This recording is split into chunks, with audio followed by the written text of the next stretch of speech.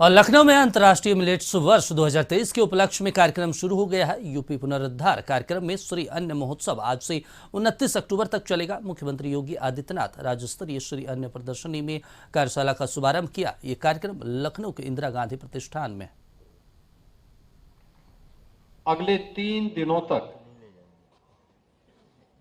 श्री अन्न महोत्सव का कार्यक्रम जहां प्रदेश की राजधानी लखनऊ में होगा, वहीं कृषि के क्षेत्र में शोध और अनुसंधान की क्या अन्य गुंजाइश है, इसको लेकर के भी उपकार जो कृषि क्षेत्र में अनुसंधान के लिए बोर्ड है उत्तर प्रदेश शासन का, पिछले 34 वर्षों में इस बोर्ड ने अलग अलग क्षेत्र में कुछ नया कुछ करने का प्रयास किया है। इसे भी अपने 34वें स्थापना दिवस के अवसर पर मैं हृदय से बधाई देते हुए एक साथ इन दोनों कार्यक्रमों को जोड़ करके आने वाले समय में एक दूसरे की उपलब्धियों के माध्यम से हम सब प्रधानमंत्री जी की मंशा के अनुरूप कृषि और कृषि अनुसंधान के क्षेत्र में उत्तर प्रदेश के अन्नदाता किसानों के जीवन में व्यापक परिवर्तन का हम माध्यम बनाएंगे। यह श्री अन्न महोत्सव इस दिशा से एक मील का पत्थर साबित होगा। भाइयों बहनों, हम सब इस बात को जानते हैं कि देश के अंदर छठे सातवें दशक तक, पिछली सदी के छठे सातवें दशक तक बहुत अच्छी मात्रा में प्रदेश और देश के अंदर मोटे अनाज का उत्पादन होता था।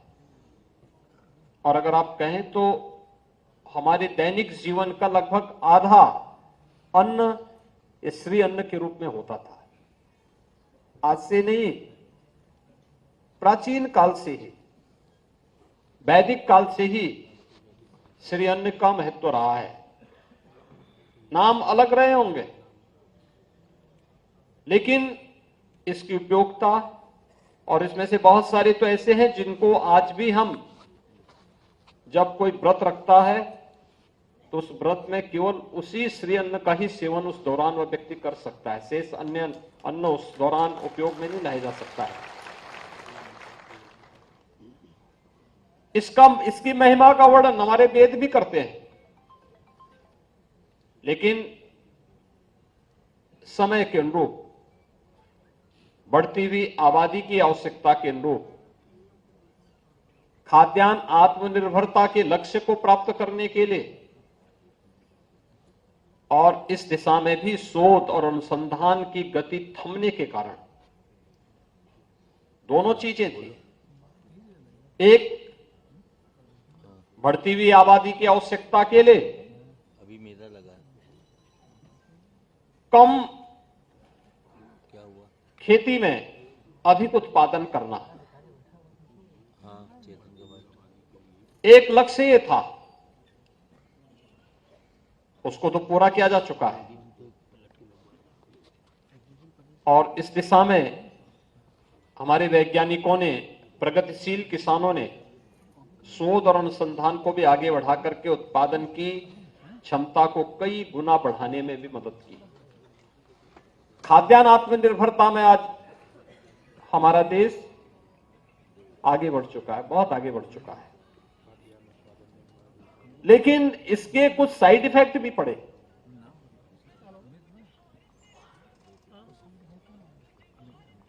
हम सब इस बात को जानते हैं, पंजाब के अंदर एक ट्रेन ही चल गई कैंसर ट्रेन के रूप में।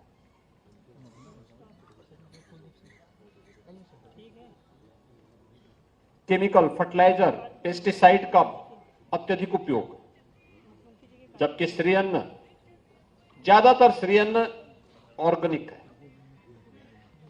कम पानी की आवश्यकता है। इसमें शोध करके इसमें बहुत कुछ हम आगे कर सकते थे। कैसे कम क्षेत्र में उत्पादन को बढ़ाया जा सकता है, कैसे ज्यादा लंबी फसल है तो उसको थोड़ा सा छोटा करके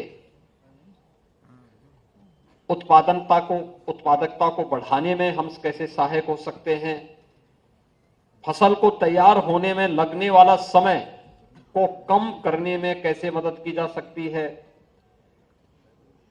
ये बहुत सारी चीजें थी जिसमें आज नए शोध को आगे बढ़ाने की आवश्यकता है। हम सब आभारी हैं प्रधानमंत्री मोदी जी के, जिन्होंने एक पक्ष ये दिया कि आज कम से कम पिछले 3 वर्ष के अंदर,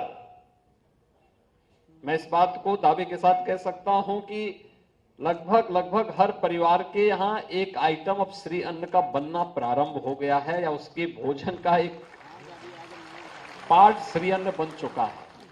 वो किसी न किसी रूप में उसको स्वीकार किया है। और दूसरी तरफ मैं भारत की और खासतौर पर प्रदेश की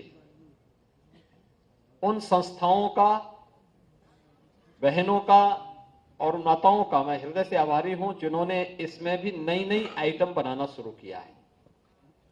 अभी हम देख रहे थे जो एग्जीबिशन बाहर लगी हुई है, मिलेट से बने हुए बिस्किट भी थे, नमकीन भी थे, और भी लड्डू भी थे, और भी तमाम चीजें उसमें बनी हुई थी, यानी जो रुचि वर्धक हो सकती है। पहले जब बनाते थे तो लोग उसको बहुत ही बेतरतीब तरीके से बनाते थे, देख करके भी कोई खाना नहीं चाहता था।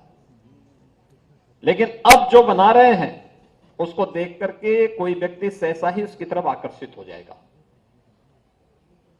यानी जैसा प्रोडक्ट आप परोसेंगे और उसका प्रचार प्रसार करेंगे, लोग उसको उसी प्रकार से स्वीकार भी करेंगे। और मुझे लगता है कि वह अब इस दिशा में जो प्रयास प्रारंभ हुआ है, उसी को ध्यान में रख करके आज यहां पर बहुत सारे इस फील्ड में जो कार्य करने वाले संस्थान हैं, कृषक उत्पादक संगठन है, एफपीओस हैं, जिनको आज यहां पे सम्मानित किया गया। ऐसे 35 चयनित कृषक उत्पादक संगठनों ने उत्तर प्रदेश के अंदर मिलेट के प्रमाणीकरण और उसके बीज उत्पादन और प्रोत्साहन के लिए कार्य किया है। इसके लिए उनको 4 लाख